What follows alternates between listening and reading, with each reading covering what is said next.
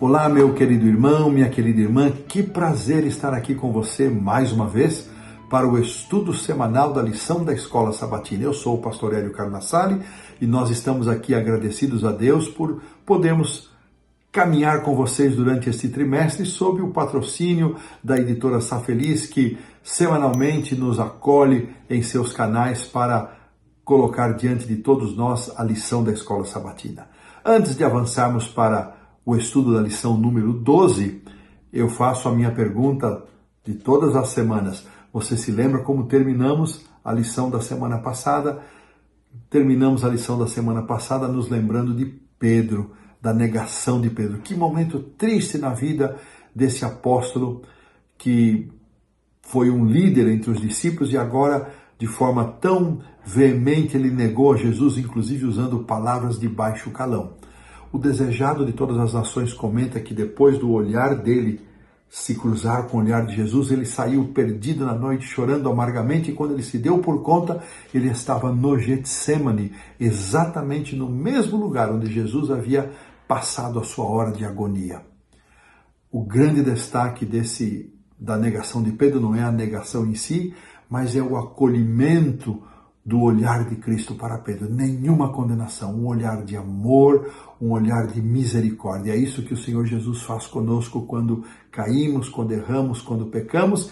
Ele olha para nós com bondade, com amor, compaixão e misericórdia. Que experiência linda e marcante na vida de Pedro e ao mesmo tempo triste, mas que foi, sem dúvida nenhuma, o ponto de transformação da vida deste apóstolo.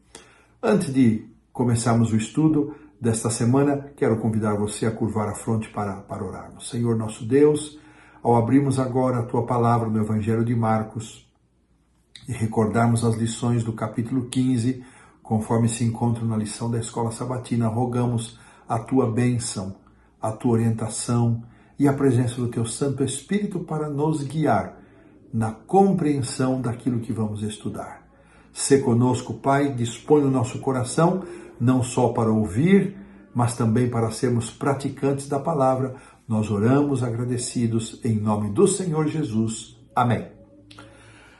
Lição número 15, que tem como título Julgado e Crucificado, traz aqui como texto para memorizar, capítulo 15, verso 34, e diz assim: Por volta das 3 horas da tarde, Jesus bradou em alta voz, Eloi, Eloi, lama sabachthani, que significa, meu Deus, por que me desamparaste? Por que me abandonaste?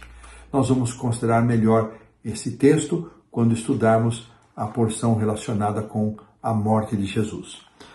O autor da lição considera que Marcos 15, que é o capítulo desta semana, ele seja o centro da narrativa da paixão de Cristo. Nós iremos considerar aqui alguns aspectos interessantes. Vamos ver no versículo 1 o julgamento final do Sinédrio, depois Jesus sendo conduzido a Pilatos, entregue aos soldados, e então um destaque para Simão, que carregou a cruz de Jesus, e a sua crucifixão, a sua morte e o seu sepultamento. Esses são os temas que estão presentes aqui no capítulo de número 15. Eu mandei para a produção um roteiro, uma sequência dos acontecimentos desde o Getsemane.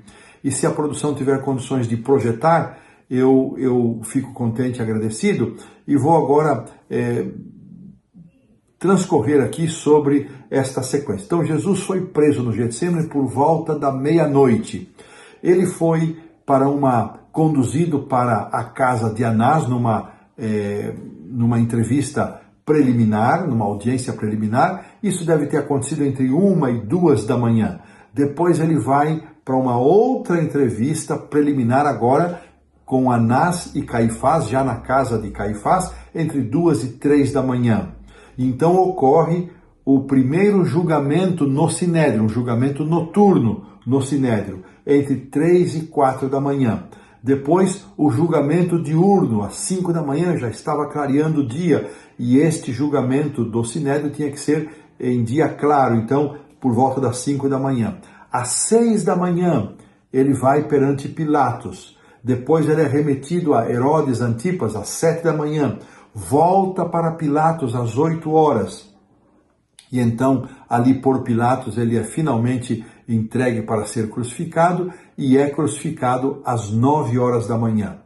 Depois, a sua morte se deu às 3 horas da tarde, o sepultamento um pouco antes do pôr do sol. E vocês, se a produção conseguiu aí colocar, nós temos então os textos bíblicos que dão suporte a essa sequência, bem como os textos de Ellen White, do Espírito e Profecia, especialmente aqui do livro Desejar Todas as Nações, que nos ajudam a compreender esta sequência de acontecimentos. Não foi uma noite fácil para Jesus, não foram momentos tranquilos, foram momentos muito desafiadores, de exaustão física, onde vemos Jesus sendo levado de um lado para o outro, sendo zombado, judiado, martirizado por tantas coisas que marcaram ali o seu julgamento e crucifixão.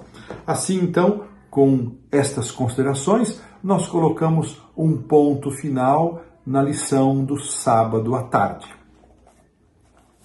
Seguindo agora para o domingo, nós vamos então ler aqui o verso 1, e eu quero dar um destaque para ele. Diz o seguinte: logo pela manhã entraram em conselho os principais sacerdotes, com os anciãos, os escribas e todo o sinédrio, e amarrando a Jesus, levaram-no e o entregaram a Pilatos. Então, muito possivelmente este verso 1 seja o segundo julgamento diante do sinédrio, já pouco antes, por volta das 5 da manhã.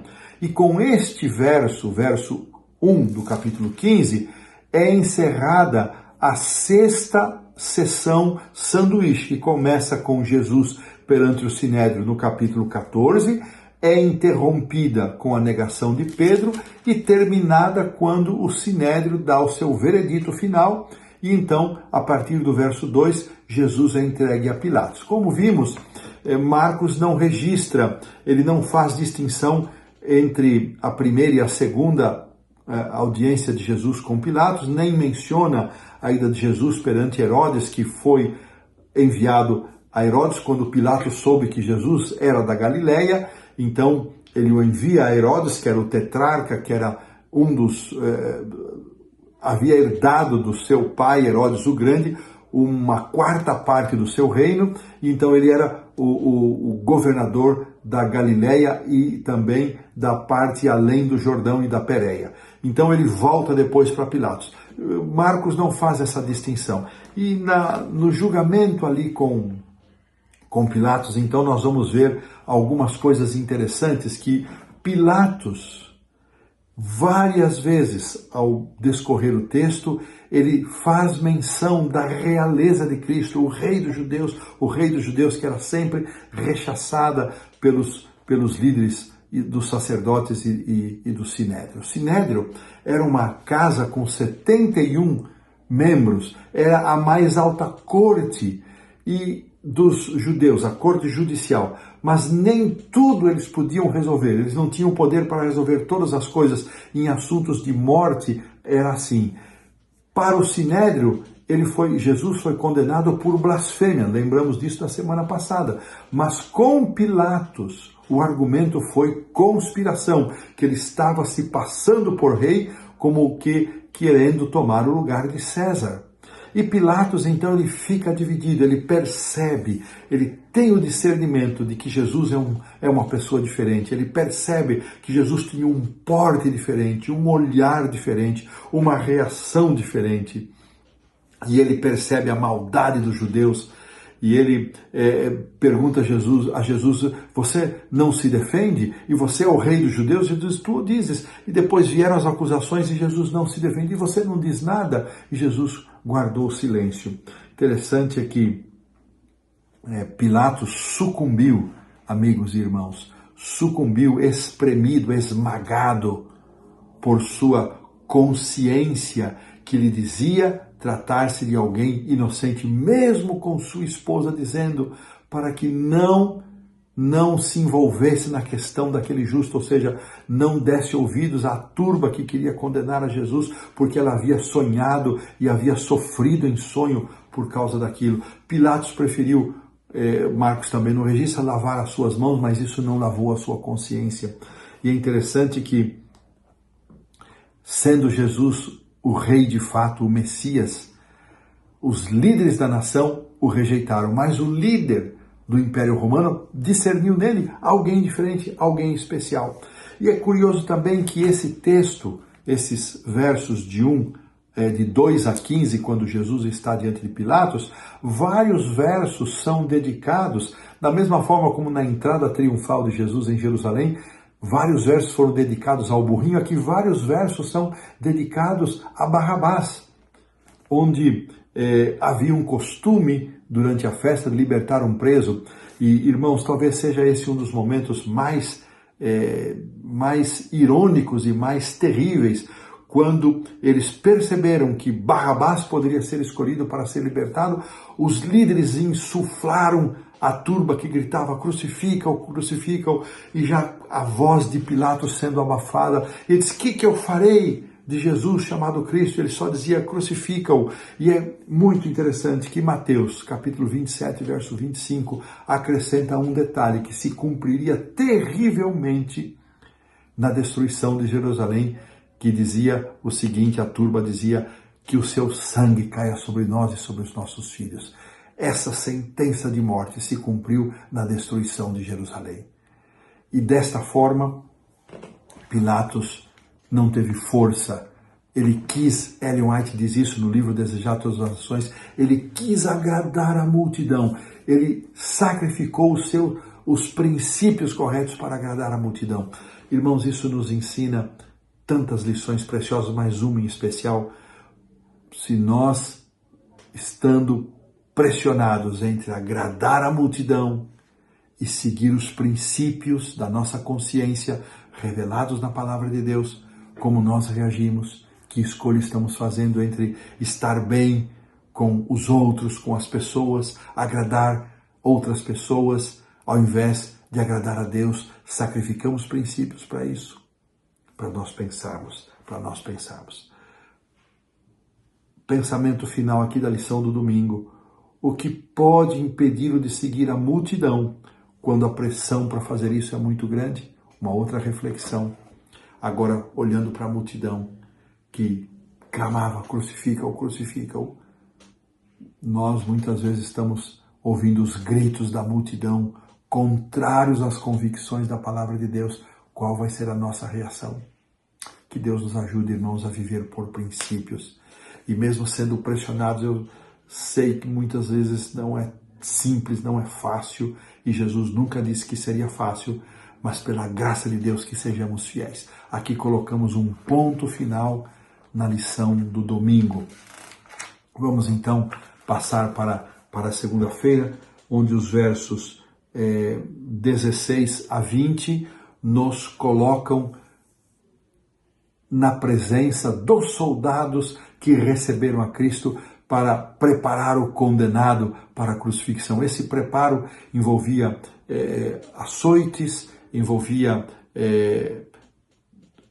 sofrimento intenso antes de ser executado. E aqui nos é dito que estes soldados, eles chicotearam, eles açoitaram a Jesus. Os açoites, nós já sabemos, já ouvimos falar, eles eram com linhas de couro, fitas de couro, com pedaços de metal, ossos na sua ponta. Então eles batiam na carne e rasgavam a carne. E assim Jesus passou por isso, por esse sofrimento tão intenso, tão atroz. E depois então de terem açoitado a Jesus, de terem judiado fisicamente de Jesus, o verso 17, 18, diz que o vestiram de púrpura, um manto vermelho, tiraram suas roupas antes dos açoites, depois colocaram um manto vermelho e teceram para ele uma coroa de espinhos. E ela foi cravada na cabeça de Jesus. E eles então, imitando a saudação a César, salve o imperador César, eles diziam, salve o rei dos judeus. E é curioso então, o verso 19 nos diz que davam-lhe na cabeça com um caniço, cuspiam nele, pondo-se de joelhos, o adoravam. E o autor da lição diz que este cenário, estas ações, elas estão expressas no original grego em um tempo verbal imperfeito que aponta para ações repetitivas. Eles fizeram isso muitas vezes e esse destacamento, na frente do destacamento, mencionado aqui no verso 16, no início dessa sessão, poderia ser de 200 até 600 soldados, não sabemos quantos deles participaram desse sofrimento imposto a Jesus, Jesus sendo golpeado continuamente, talvez por todos os soldados, iam lá, batiam na sua cabeça e o reverenciavam de uma forma irônica, zombeteira, a moda da saudação a César, salve imperador César, salve rei dos judeus. E assim Jesus, nesta batalha imensa de sofrimento, Jesus se manteve calado. O padrão de execução determinava que o condenado levasse a sua própria cruz despido, talvez só alguma roupa ali cobrindo as suas partes íntimas. Mas eles então sabiam que isso era muito ofensivo aos judeus, e o verso 20 dizem que depois de o terem escarnecido, eles tiraram aquele manto, colocaram as suas próprias vestes e colocaram aquela pesada cruz que havia sido preparada para Barrabás, colocaram sobre os ombros de Jesus. Interessante que a substituição é muito presente nesse momento, não é? Barrabás deveria ser crucificado, Jesus foi em seu lugar. Eu sou Barrabás, você é Barrabás. Jesus tomou a cruz em meu lugar, em seu lugar. Nós cremos no sacrifício vicário, no sacrifício de substituição, e a nossa fé no sacrifício vicário, neste sacrifício de substituição, nos concede, irmãos, a bênção do perdão. Jesus provou, Jesus morreu a morte que estava reservada para nós, para que nós tivéssemos a vida que só a Ele pertencia. Na sessão seguinte, então, aqui pomos um final na lição da segunda-feira.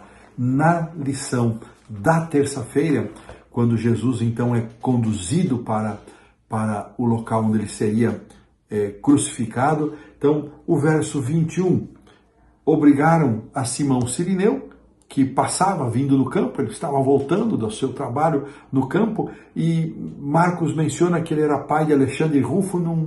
Não há como sabermos quem foram estes moços, né? Mas puseram sobre Simão aquela pesada cruz. E é interessante, Jesus estava tão desfalecido, Jesus era jovem, forte, mas aquela noite de intenso sofrimento emocional, a dor da separação com o Pai, depois toda aquela cena no Getsemane, toda essa peregrinação que nós vimos na lição do sábado à tarde, chegando ali, Jesus já estava exausto, não tinha mais forças, e eles colocam a cruz sobre Simão. E eu fico imaginando como Simão deve ter se sentido, que pensamentos invadiram a sua mente ao carregar a cruz de Jesus. Jesus também nos convida, irmãos. Ali ele não foi convidado, puseram a cruz sobre ele, mas vimos em alguma lição anterior que Jesus nos convida a negar-nos a nós mesmos e a carregar a cruz e segui-lo. E esta passagem de Simão Cirineu é uma lembrança para nós desta necessidade que temos de negar-nos a nós mesmos, carregar a nossa cruz e seguirmos a Jesus. Interessante que Jesus foi uma vítima silenciosa. Ele não abriu a sua boca como Isaías 53 preconizou, e ele foi uma vítima daquelas pessoas que estavam determinadas e decididas a matar a Jesus, não importasse o custo. E eles mobilizaram, eles abriram os cofres para mobilizar pessoas, para acusar falsamente a Jesus. Eles envolveram muita gente para que Jesus finalmente fosse crucificado. E é interessante que na cruz de Cristo, na sua crucifixão, suas vestes foram removidas, né? Num cumprimento aqui de Salmo 22:8, foram sorteadas, e o autor vem descrevendo para nós, neste ato da crucifixão, que muito possivelmente os crucificados, eles eram crucificados aqui nessa região, porque a palavra usada para descrever mão, ela também pode relacionar-se aqui com o antebraço, e o autor também propõe que se fosse pregado pelas mãos, não haveria força para sustentar o corpo, e ele finalmente então sendo crucificado aqui pelos pulsos, era uma região menos vascularizada, não se derramava tanto sangue assim, e Jesus, interessante, ele continuou com a sua coroa de espinhos, e então agora ele é crucificado, e diz o autor que o exercício para respirar era extremamente doloroso, tinha que fazer um movimento, ele tinha que empurrar, diz a lição, eles tinham que empurrar os pés, que também eram pregados, flexionar os braços, isso provocava uma dor agonizante. A asfixia por exaustão era uma das possibilidades de morte.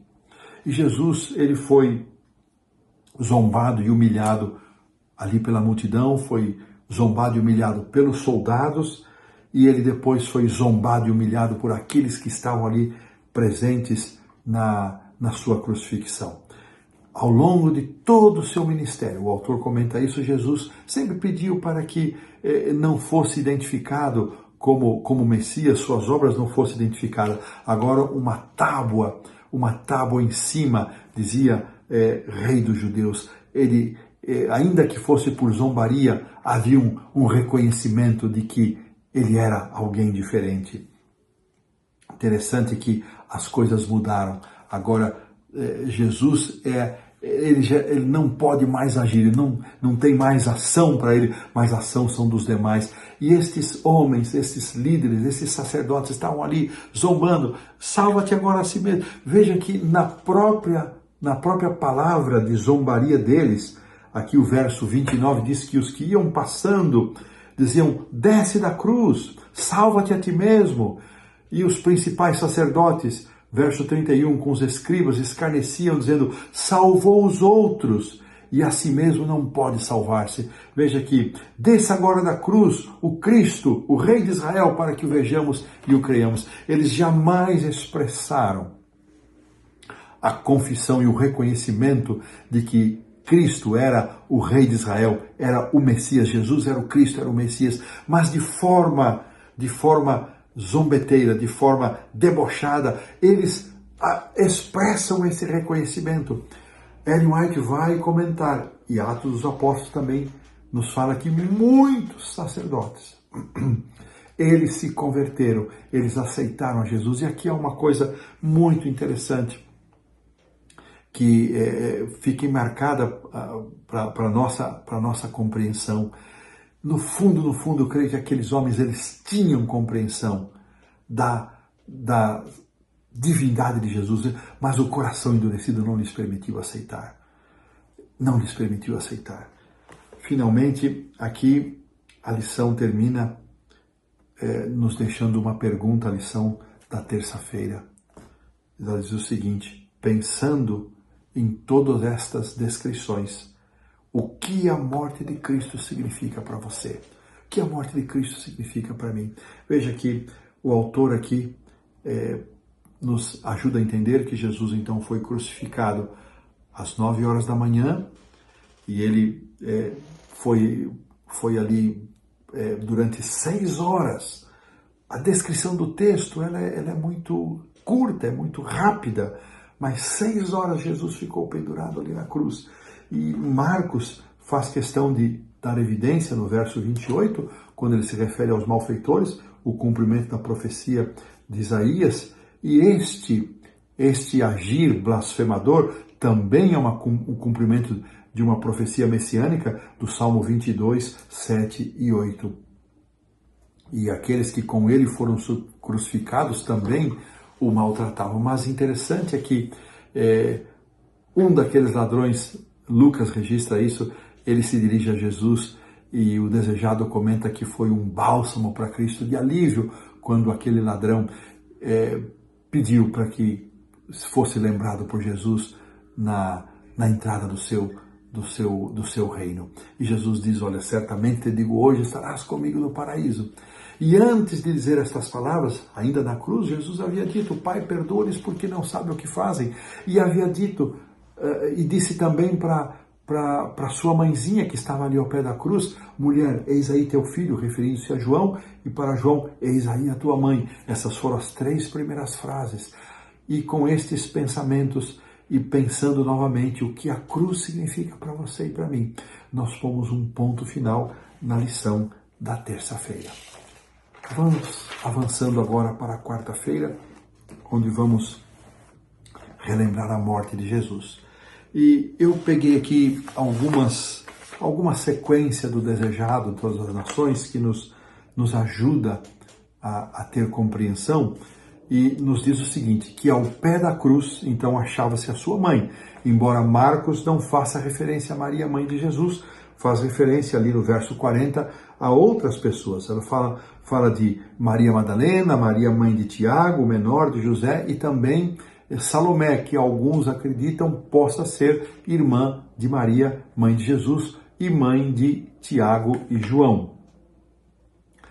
Lembramos que lá no Getsemane e ao longo de todo o seu processo na cruz, Jesus passava pela agonia de estar separado do Pai. Ele se tornou o portador dos nossos pecados, e ao tornar-se portador dos nossos pecados, a ira de Deus, o desprazer de Deus pelo pecado, recaiu sobre Jesus.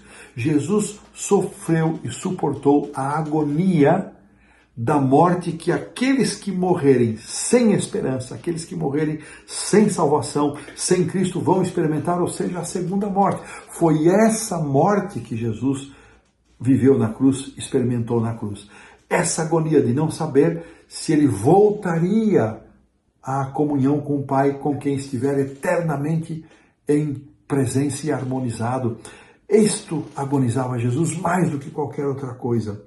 E é nos dito que da hora sexta, ou seja, do meio-dia até a hora nona, até as 3 da tarde, houve trevas sobre a cruz. Interessante, a cruz ficou envolta e todo o Calvário em trevas espessas.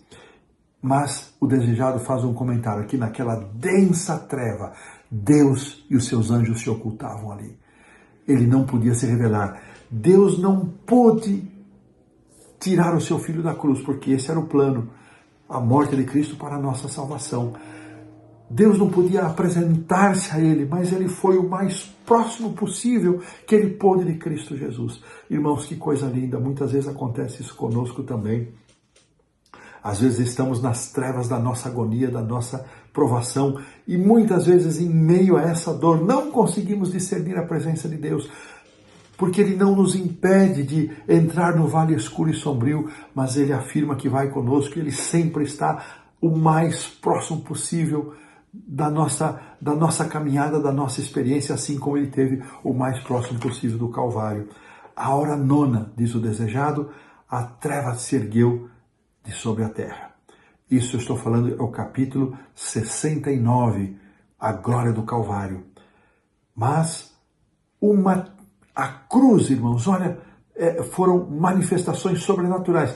Toda a treva que envolvia o Calvário foi levantada, mas a cruz continuava envolvida em treva. A cruz do Senhor Jesus era um símbolo da agonia e da sua dor. E nesse instante, exatamente, quando a treva do Calvário se dissipou, mas havia trevas sobre ele, é que ele clama o que está aí no verso 34. A hora nona, perto, bem próximo da sua morte, Jesus clamou em alta voz, Eli, Eloi, Eloi, ou Eli, Eli, lama sabachthani, que quer dizer, Deus meu, por que me desamparaste? Foi exatamente nesta hora. E é interessante, esta foi a quarta frase aqui de Jesus na cruz, e depois disto, ele recobrou um pouco do seu sentido e a quinta frase, tenho sede, aí lhe tentaram dar aquela bebida fermentada, um vinagre, um vinho fermentado, e ele recusou. Então, logo em seguida, aqui diz o verso 37, e aqui este está no verso 36, o que lhe deram bebida, não menciona a frase de Jesus, Marcos não menciona, mas ele pediu, tenho sede. Alguns acharam que ele chamava por Elias, mas aí vem logo o verso 37, mas Jesus, dando um grande brado, expirou. Então, duas frases mais foram pronunciadas por Jesus. Está consumado, e Pai, nas tuas mãos entrego o meu espírito. Esta expressão, está consumado, ela tem um fortíssimo significado. Ela nos conduz para a palavra tetelestai, que era um brado de vitória usado por aqueles que participavam dos jogos para comemorar a sua vitória. Jesus não morreu como um derrotado. Apesar de ele não ter discernimento de qual seria o resultado do seu sacrifício, Jesus morreu na confiança de que ele retomaria a sua eternidade com o Pai. Tetelestai, está consumado. E então, Pai, nas tuas mãos entrego o meu espírito. Quando Cristo pronuncia estas palavras, então o desejado continua dizendo que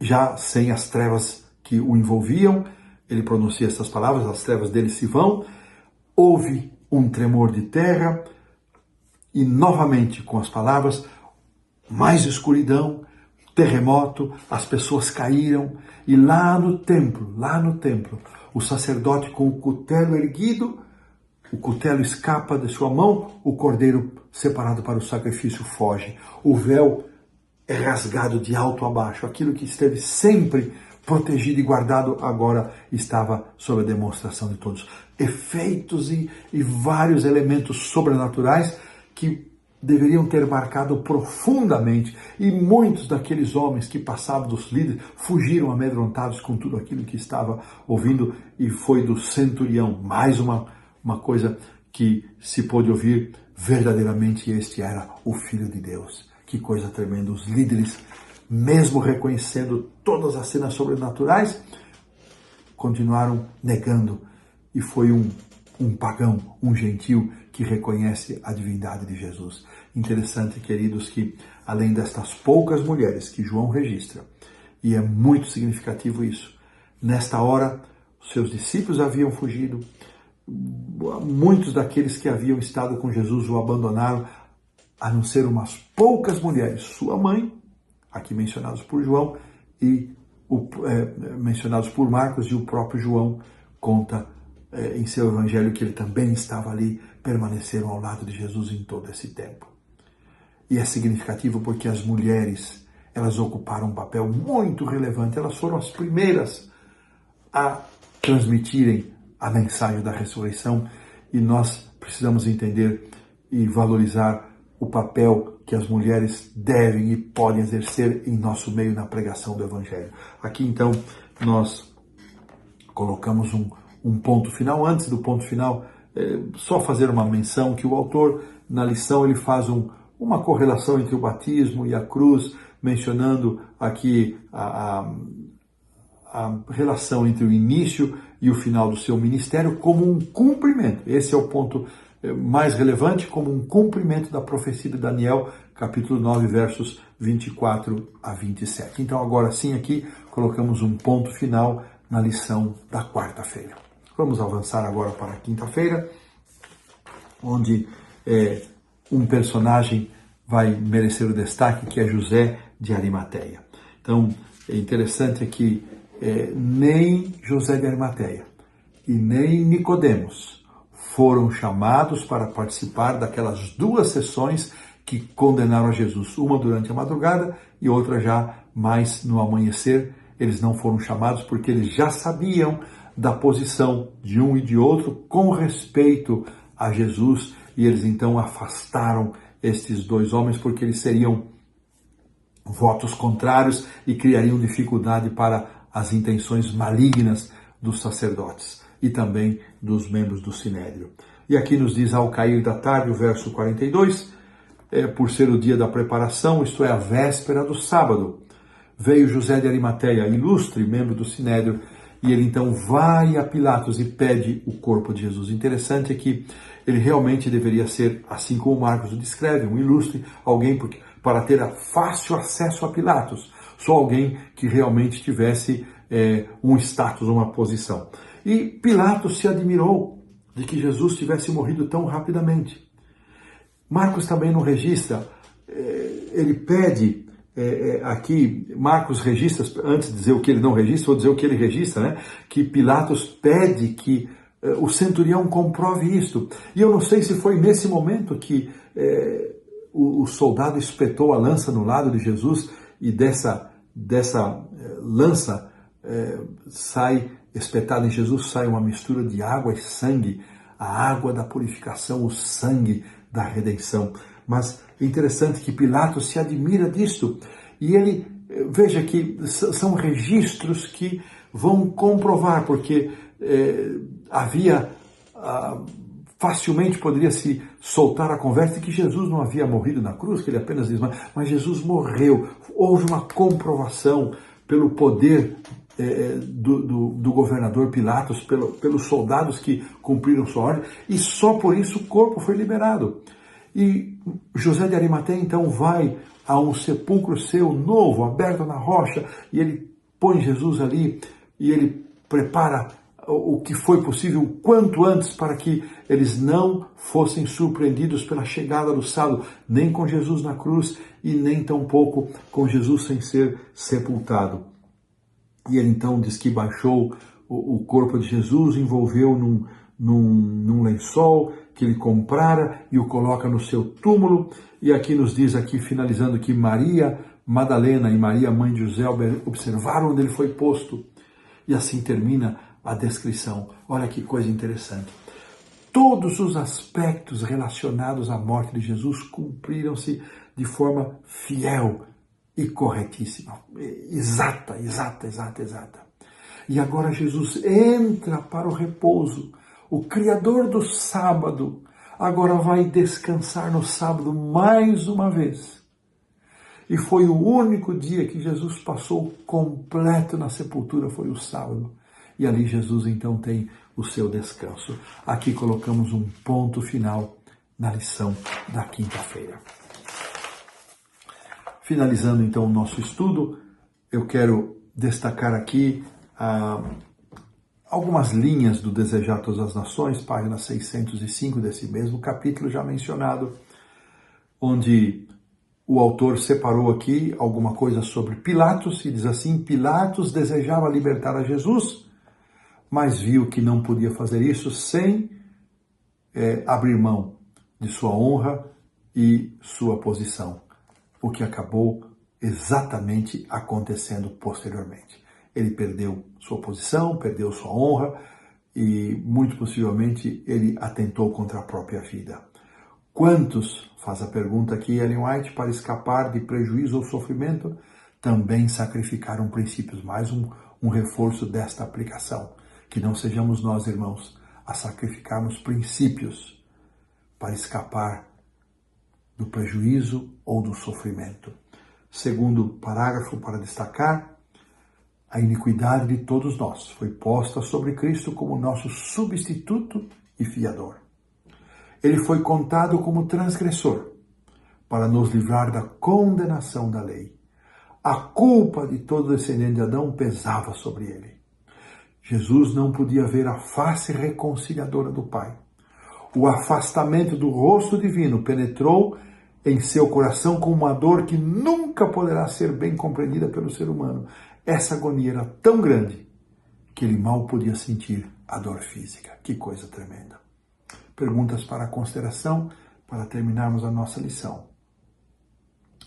A teologia da substituição, do sacrifício substitutivo, ela é vital na Bíblia e também foi para Ellen White. Qualquer teologia que diminua o papel da substituição da morte de Cristo em nosso lugar, recebendo em si a penalidade pelos meus pecados, pelos nossos pecados, é uma teologia falsa. Devemos estar atentos para isso. A pergunta vem: você concorda com isso? Com a teologia da substituição e a rejeição para qualquer teologia que rejeita esta teologia? Segunda pergunta, quem seria o Barrabás hoje? Pedido em lugar de Jesus? Será que temos Barrabás, algum Barrabás moderno por aí, substituindo a Cristo? E, finalmente, a última pergunta que eu desejo destacar, a história de José de Arimateia nos ensina grandes lições. Até então, é a primeira vez que o nome dele aparece no Evangelho de Marcos. Era apenas um ilustre desconhecido para o mundo dos discípulos. Mas onde estavam os discípulos? Afastados, longe, aterrorizados. Surgiu José de Arimateia. Não devemos julgar ninguém por aparências, nem de uma forma, nem de outra. Aqui terminamos a nossa lição, agradecidos a Deus e sempre lembrando o valor de levarmos em consideração a recordação do grande sacrifício do Senhor Jesus. Que sejamos abençoados por isso. Que a graça do Senhor seja sobre nós. Que o Cristo crucificado, o meu Senhor, o meu Salvador, o meu substituto, seja o penhor da minha salvação. É o meu desejo de oração. Você ora comigo? Senhor Deus, Pai nosso, graças te damos pelo sacrifício de Cristo. Que o teu amor manifestado na cruz do Calvário se manifeste em nossa vida. Que o teu Santo Espírito nos conduza para o perdão de uma vida renovada, transformada. Que a tua graça esteja conosco. Abençoe, Senhor, os nossos amigos e irmãos que se conectam aqui neste canal. Oramos agradecidos em nome do Senhor Jesus. Amém. Forte abraço. Até a semana que vem.